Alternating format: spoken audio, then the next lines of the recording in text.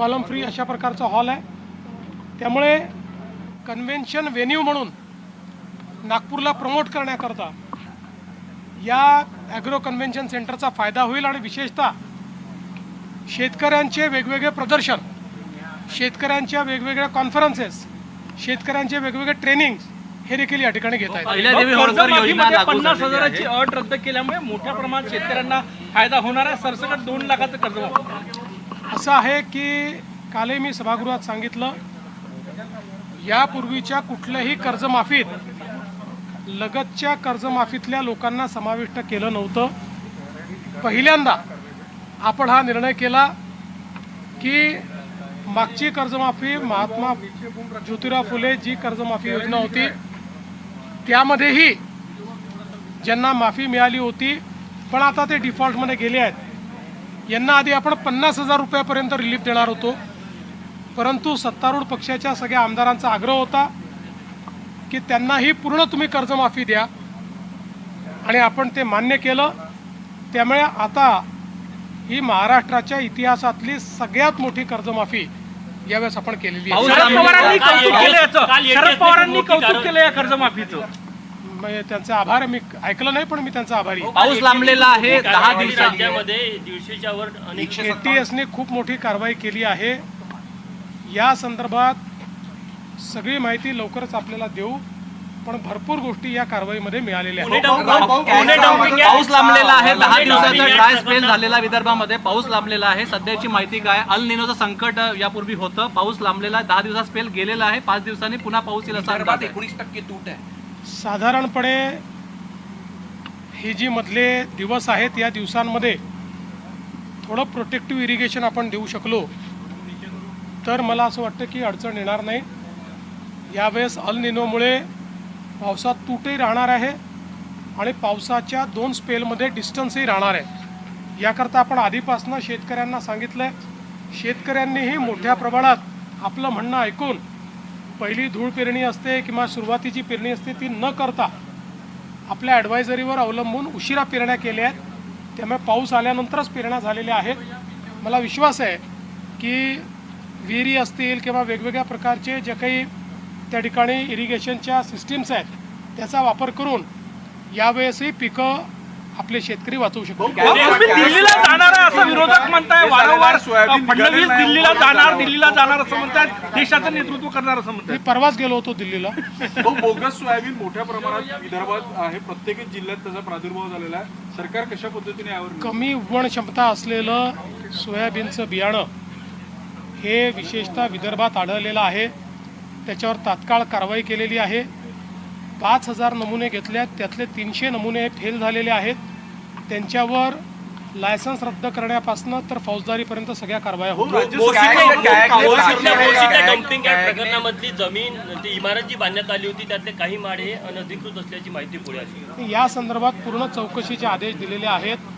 पहिलं आपलं काम हे त्या ठिकाणी लोक बाहेर काढणं किंवा तिथली रिलीफचं वर्क हे आपली पहिली प्रायोरिटी होती। ती प्रायोरिटी आता संपते आहे। आता यानंतर या संपूर्ण घटनेची चौकशी केली जाईल।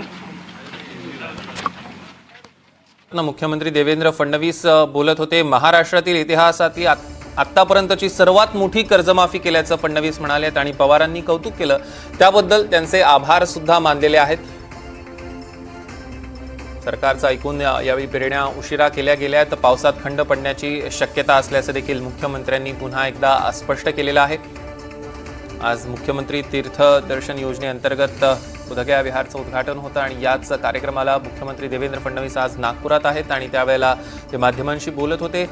दिल्लीबद्दल सातत्याने त्यांना प्रश्न विचारले गेले, कारण आजच्या दिवसात सगळीकडेच मुख्यमंत्री देवेंद्र फडणवीस हे दिल्लीत जाणार अशा चर्चा राजकीय वर्तुळात रंगतायत, विरोधकांसोबत सत्ताधाऱ्यांमध्ये सुद्धा त्या रंगतायत। त्यामुळे यावर त्यांनी अगदी मुश्किल उत्तर दिलं। मी परवाच दिल्लीला गेलो होतो असं एका शब्दात मुख्यमंत्री देवेंद्र फडणवीसांनी एका वाक्यात उत्तर दिलेलं आहे।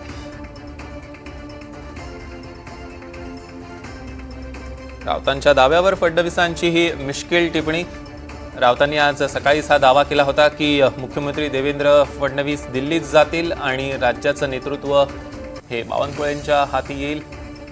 मात्र उपमुख्यमंत्री एकनाथ शिंदे आता पुन्हा कधीच मुख्यमंत्री होणार नाहीत असा टोला सुद्धा राऊतांनी लगावलेला होता आणि त्यानंतर बरेच राजकीय वर्तुळात चर्चा सुरू झाली. फडणवीसांनी दिल्लीत जाण्याबद्दल त्यावर प्रतिक्रिया येऊ लागलेल्या होत्या आणि स्वतः मुख्यमंत्र्यांची त्यावर प्रतिक्रिया आली आहे. दरम्यान राऊतांनी काय वक्तव्य केलं ज्यावरनं या सगळ्या चर्चा सुरू झाल्या बघूया. आणि मग महाराष्ट्रातून देवेंद्र फडणवीस हे सातत्यानं केंद्रात जातील असं म्हटलं जातं. आता केंद्रात जातील म्हणजे काय करणार? आमच्या त्यांना शुभेच्छा आहेत की 2029 पूर्वी जर तुम्हाला पंतप्रधान पदाची संधी मिळाली तर महाराष्ट्राला आनंद होईल मराठी माणूस झाला म्हणून. माननीय उद्धव ठाकरे साहेबांनी पण त्यांना त्या प्रकारच्या शुभेच्छा दिल्या. कारण 2029 नंतर भाजपचं राज्य इथे येणार नाही आहे. त्याच्यामुळे जे काय करायचं आहे ते 2029च्या आधीच तुम्ही करा.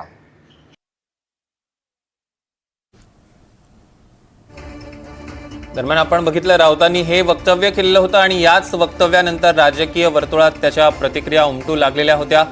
बच्चू कडूंनी सुद्धा यावर प्रतिक्रिया दिलेली होती. बच्चू कडू म्हणाले की फडणवीसांनी दिल्लीत जायला हवं, दिल्लीत जाऊन त्यांनी देशाचं नेतृत्व स्वीकारायला हवं अशी प्रतिक्रिया बच्चू कडूंनी दिली होती. मात्र त्याच वेळेला राऊतांचं जे उपमुख्यमंत्री एकनाथ शिंदे पुन्हा कधीच मुख्यमंत्री होणार नाही हे जे वक्तव्य होतं त्याला सुद्धा बच्चू कडूंनी उत्तर देताना देशात देवेंद्र आणि राज्यात एकनाथजी शिंदे असतील असा एक भाकीत वर्तवलेलं होतं, अशी इच्छा व्यक्त केलेली होती आणि त्यावर आता फडणवीसांनी सुद्धा प्रतिक्रिया दिली आहे. बच्चू कडूंनी आज नेमकं काय म्हटलं ते बघूया. मला वाटते देवाभाऊनं निश्चितच दिल्लीची वारी करावी, देश हातात घ्यावा, देशाचे सूत्र हातात घ्यावे. कारण आता दिल्लीला त्यांचं अधिक महत्त्व जास्त आहे आणि मग त्या ठिकाणी निश्चितच मला वाटते शिंदे साहेबांनी इकडे महाराष्ट्रात एंट्री करावी आणि मग आम्ही पाहतोय देशात देवेंद्र भाऊ आणि महाराष्ट्रात एकनाथजी असा एक प्रवास सुरू झाला पाहिजे अशी अपेक्षा आहे. आपण बघतो आजच्या